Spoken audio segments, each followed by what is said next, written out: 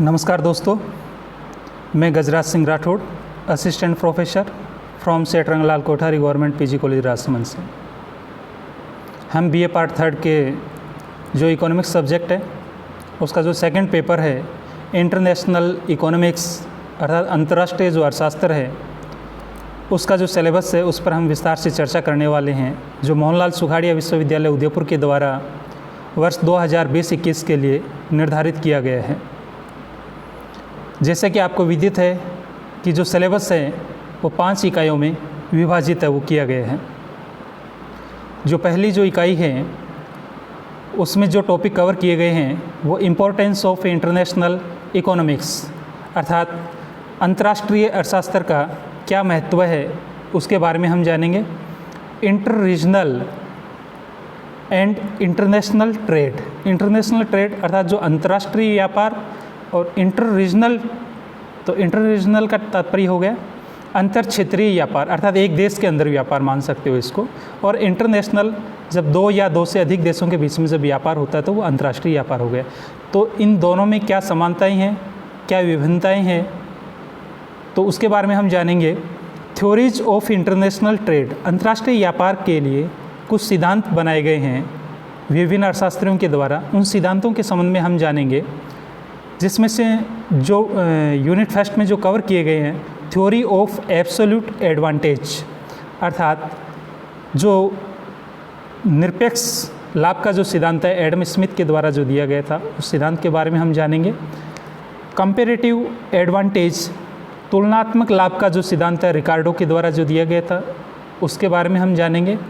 And opportunity cost अर्थात जो अवसर लागत का जो सिद्धांत हेबरलर के द्वारा जो दिया गया था उसके बारे में हम जानेंगे। एंड हेक्सर-ओहलिन थ्योरी, जिसको अंतर्राष्ट्रीय व्यापार का आधुनिक सिद्धांत भी कहा जाता है, के बारे में भी हम जानेंगे। ये जो टॉपिक्स है वो यूनिट फर्स्ट में कवर किए गए हैं। इसके बाद में यूनिट जो सेकंड है उसमें जो टॉपिक कवर किए गए हैं उसमें गेन्स फ्रॉम ट्रेड अर्थात व्यापार से जो लाभ है उसके बारे में हम जानेंगे।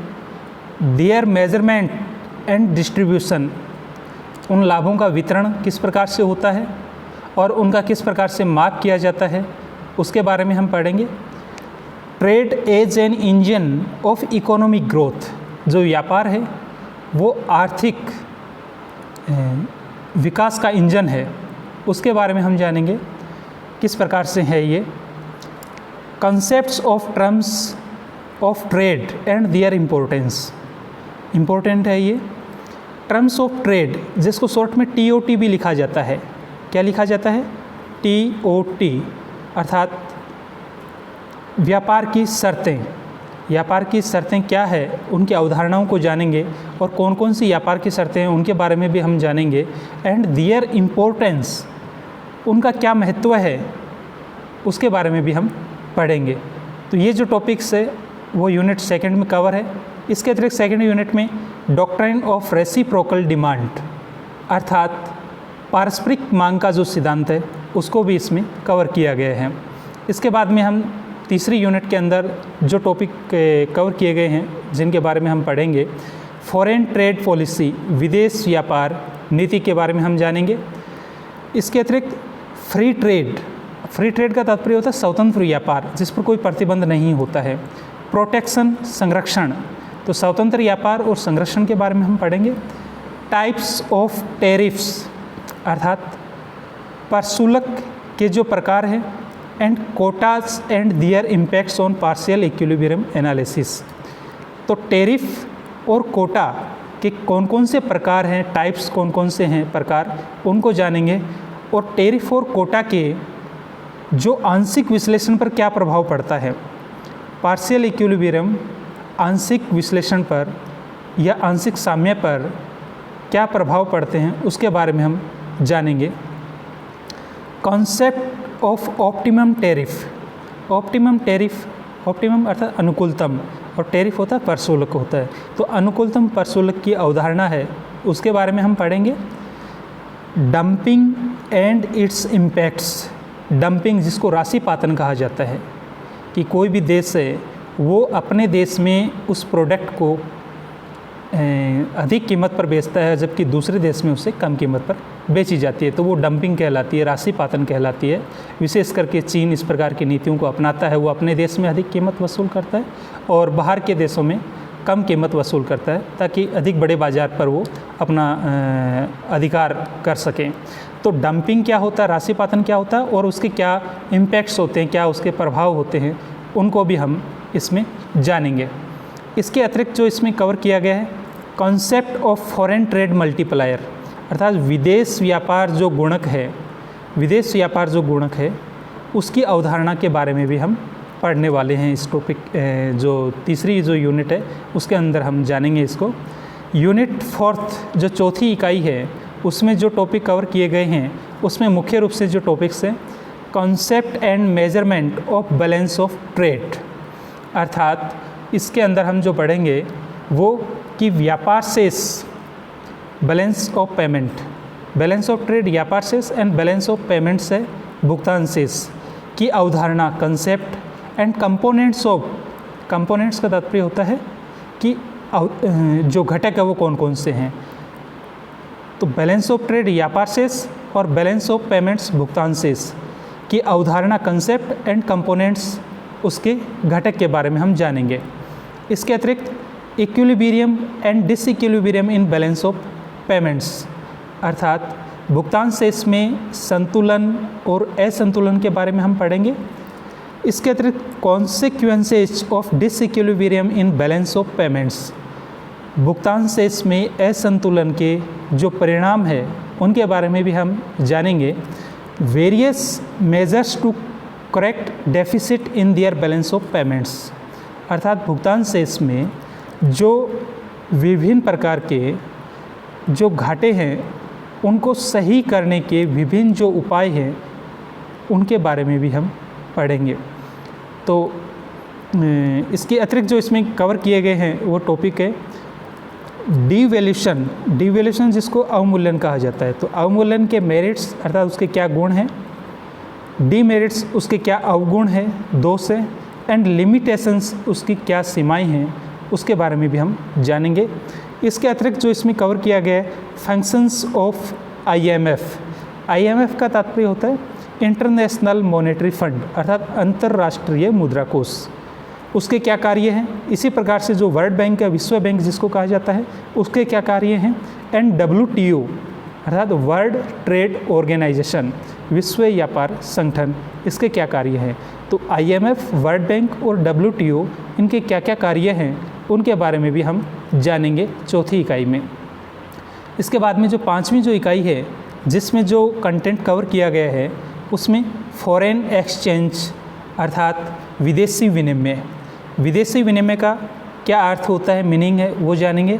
Theories of determination of exchange rate, अर्थात विनिमय दर के निर्धारण के जो सिद्धांत है वो भी हम इसमें पढ़ेंगे। थ्योरीज अर्थात सिद्धांत है, डिटर्मिनेशन निर्धारण करने के, एक्सचेंज रेट विनिमय दर, तो विनिमय दर निर्धारण के जो सिद्धांत है वो हम पढ़ेंगे।